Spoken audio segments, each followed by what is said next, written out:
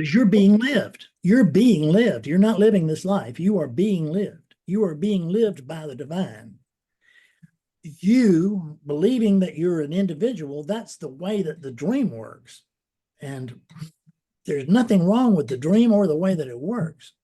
The only thing that's happened with these units that you see here is that they have grown quite tired of living the dream, right? Like over here, there was just so much suffering in the relativity that I just, whatever was here had to find a way out, and it did. I was so afraid of death, but in fact, there was an ego death, short-lived, followed by the same old arrogant Fred that was here prior to awakening.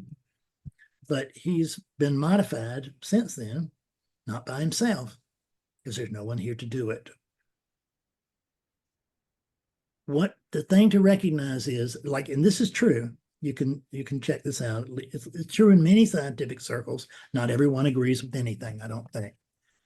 But what we were talking about, I was talking with somebody earlier, is that the mind, is that the body makes a movement, like goes to pick something up. And then it says, look, I just picked this up.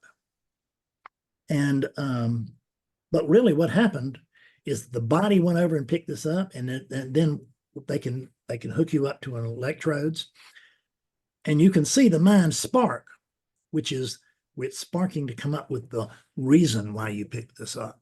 The fact is you don't have a reason for picking up. Why did you pick it up? Because you can't not. And then something comes in and says, oh, this is all part of a logical plan, right? You pick that up because you want to use something to explain something. But that's all fantasy. The fact is everything's just happening, and it's happening on its own.